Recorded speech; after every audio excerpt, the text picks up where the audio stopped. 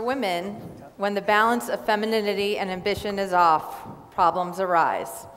And men, take note, because this is relevant for you too and for the women in your lives. Balance is a hot topic, particularly for women.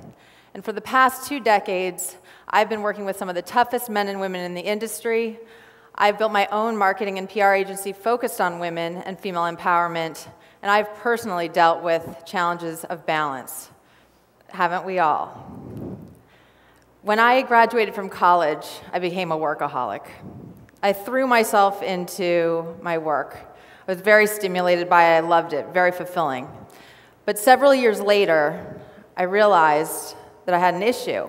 My personal dreams of meeting a great guy and having a family weren't coming to fruition. So it seemed like a work-life balance issue. But if it's that simple, all you need to do is just create more time in your personal life. Not that simple. At one point, I ran into a woman who said I should start wearing rose quartz around my neck because that would open my heart and let love in. Believe it or not, I thought, why not? I have nothing to lose. So before you know it, I was wearing a rose quartz necklace each and every day. We'll see. Then I ran into a spiritual healer, and she talked about the chakras, or energy sources in our body. There's the power source, which is responsible for ambition and drive, and the heart source, which is responsible for emotion and love. Even the brain works this way.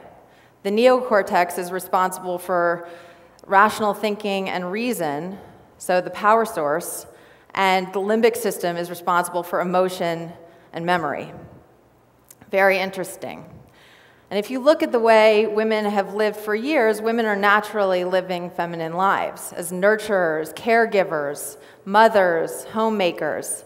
But over time, in order to compete in a man's world, we've had to take on more masculine traits of assertiveness and confidence. And let's be honest, there's some great things that have happened as a result of that. But throughout that process, we've lost touch with our femininity. So all of this led me to the question, is the reason women are struggling with balance because we're looking in all the wrong places? Perhaps the issue of balance isn't an external one between work and life, but an internal balance between internal resources of femininity and ambition. Women love to feel feminine. In our relationships, we love to feel protected and loved and cherished. And professionally, we've found out this is a great thing as well. A study of 64,000 people in 13 countries studied the qualities of an ideal modern leader. And what it found is that qualities traditionally associated with women, qualities like patience and flexibility, are actually as effective, if not more so, than male qualities, decisiveness and resilience. So, it's all about balance. That's what the study concluded. I guess the question for all of us is, how do we strike that balance? How do we, as women, strike the balance? I think a good place to start is what happens when things are out of balance. We can look at some public examples. Hillary Clinton, her whole presidential campaign was about the fact that she was a woman.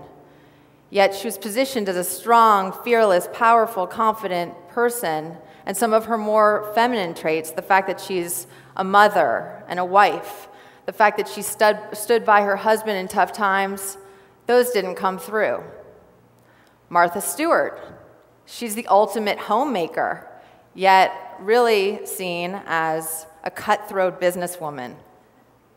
On the other hand, tennis player Anna Kournikova. What do you think of when you think of Anna Kournikova? A tall, hot, blonde model who was pretty good at tennis? Well, at one point, she was ranked number 8 in the world, which is nothing to sneeze at. But her accomplishments were overshadowed by her looks. Thankfully, things seem to be shifting in a positive direction. When Marissa Mayer was named as the first female CEO of Yahoo, the entire focus was on the fact that she was pregnant. It didn't in any way take away from her credibility. And she's since spent a lot of time trying to make improvements for women in the workplace. And she talks a lot about the importance of girls being able to feel like and act like girls and still be good at traditionally masculine things like building and technology. So, taking that example, what can we learn from this? I've identified 3 key strategies for fueling our femininity. The first is embrace vulnerability. The second is empower and connect with other women. And the third is fuel fearlessness. Vulnerability is key to success and happiness, both personally and professionally. Brené Brown talks about this all the time. Recently, at a leadership forum for Inc. magazine, she challenged the notion that vulnerability is weakness. In fact, she says it's the courage to stand up and be seen. I've had my own personal experiences with vulnerability. When I worked on New York's Olympic bid, I worked for 2 very strong men. They had a very clear sense of what they wanted and how they wanted it done, and sometimes they would overwhelm me to tears. Now, I've always been a crier. But let's be honest, this was totally embarrassing. I couldn't believe with these 2 people that I wanted to respect me, I'm sitting in a room crying, regularly, mind you. But what I realized over time is that actually I was able to learn to accept their style, and they were able to learn to understand my tears. And if anything, I think it brought us closer, because they realized that the reason I was crying is because I cared so much. So I don't think those tears ever worked against me. In fact, I think we could all laugh about it today. Women have never been each other's biggest advocates. I've had a few great female mentors, but most of my mentors have been men. And I've always found this very bizarre because women have so much to offer each other. Actually, I'm not alone. A recent LinkedIn study of 1,000 female executives in the US showed that 83% of women think having a mentor is important, but 1 in 5 have never found anyone appropriate. Psychotherapist Sarah Brokaw talks about this in her book, Fortitude. She talks about the importance of mentorship for women, and she talks about the fact that women are natural connectors. We're great at developing real, long-lasting relationships. But when it comes to the workplace, we tend to put this aside so that we can accomplish what we need to. We want to keep it professional.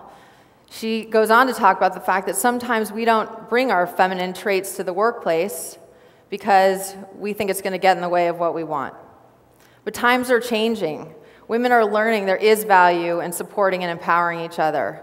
And we're seeing a major shift in terms of the way women are interacting. In fact, tons of businesses are growing from this trend. I was able to build a whole business around female empowerment, and there are countless examples. I'm fortunate enough to be supported by an amazing group of women, mostly women, and I work with almost all female clients who are trying to make an impact in the world. These are strong women, and we are able to take our feminine traits to the workplace and use them in a really productive way, and I'm very proud of that. But we can see so many other examples of this. There are tons of women's conferences popping up, digital networks focused on women. The Lean In movement is developing a program where women can start a circle so that they can connect with other women in their community. And something like Pinterest was built just so that women can inspire each other and connect. Fearlessness is important for men and for women. But for women, fearlessness actually fuels feminine power. I have a few examples of this that are classic examples. A mama bear protecting her cubs, childbirth, and of course, 50 Shades of Grey. Now, in all seriousness, 50 Shades of Grey could be about a female character who overcame her sexual fears in order to come into her womanhood. I actually spoke to a number of women about femininity and was curious to hear how people talk about it. And what I heard was a whole new language around femininity. It's about power and strength and confidence and fearlessness. So when it comes to all 3 of these strategies, embracing vulnerability, connecting with other women, and fueling fearlessness, this requires practice. It requires a consciousness each and every day to think, are we in balance? And if not, what can we do? What can we do to fuel our femininity? A recent Stanford study proved that women who have more masculine traits like confidence and assertiveness, but know how to turn it on or off in the workplace or in social circumstances, are actually more likely to be promoted than men or other women. So the balance can work. So we need to ask ourselves, are we supporting other women? Are we fueling our fearlessness? Are we showing our vulnerability? Ultimately, it comes down to authenticity and figuring out what our authentic femininity is about. I know that I'm still wearing my rose quartz to keep my heart open. What are you doing to fuel your femininity? Thank you.